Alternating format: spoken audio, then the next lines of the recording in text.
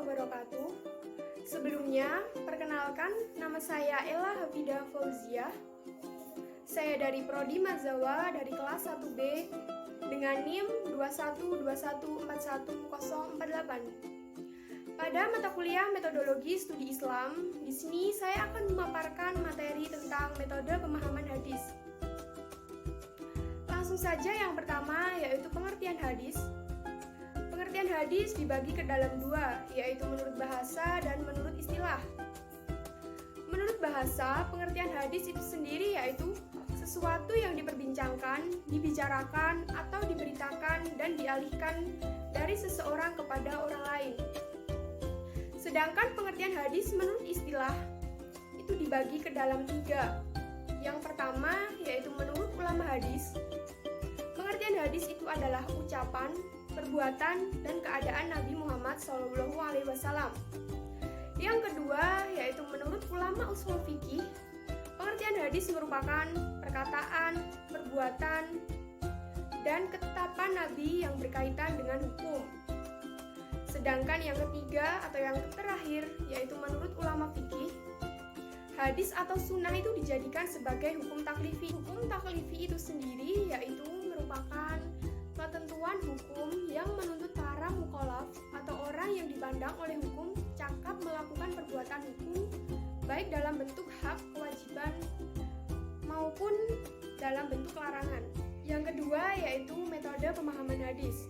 Pengertian dari metode pemahaman hadis itu sendiri yaitu adalah segala sesuatu butuh cara untuk mengetahui maksud tertentu. Begitu pula dengan hadis Nabi, butuh metode pemahaman agar hadis itu mampu diketahui, dimengerti, dipahami, kemudian diamalkan. Metode pemahaman hadis itu sendiri dibagi ke dalam tiga, yaitu yang pertama secara tekstual, yang kedua yaitu kontekstual, dan yang ketiga yaitu intertekstual. Secara tekstual, pengertiannya sendiri yaitu merupakan pemahaman terhadap matan hadis berdasarkan teksnya semata.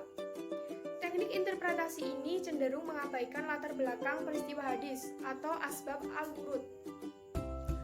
Metode pemahaman hadis tekstual memperhatikan teknisnya. Yang pertama yaitu secara bentuk dan kejelasan lafaznya.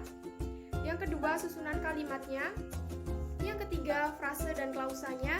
Yang keempat yaitu gaya bahasa. Yang kelima dalalah atau petunjuk itu sendiri. Dan yang keenam atau yang terakhir yaitu memperhatikan makna kandungan lafaz yaitu hakiki maupun majazi. Metode pemahaman hadis yang kedua yaitu kontekstual. Pengertian kontekstual itu sendiri yaitu pemahaman terhadap matan hadis dengan memperhatikan asbab al-wurud yang dihubungkan dengan konteks kekinian. Hal-hal yang harus diperhatikan dalam metode kontekstual ini yaitu yang pertama, harus memperhatikan peristiwa yang terkait dengan al-wurud hadis atau asbab al-wurud. Yang kedua yaitu harus memperhatikan kondisi yang dialami dan dihadapi oleh Rasulullah SAW.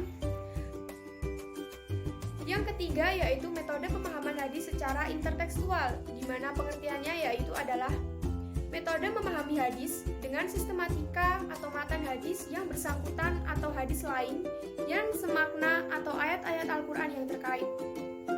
Mungkin kiranya hanya ini yang dapat saya sampaikan tentang metode pemahaman hadis.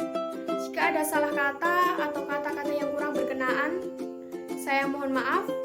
Wabillahi taufiq wal hidayah. Wassalamualaikum warahmatullahi wabarakatuh.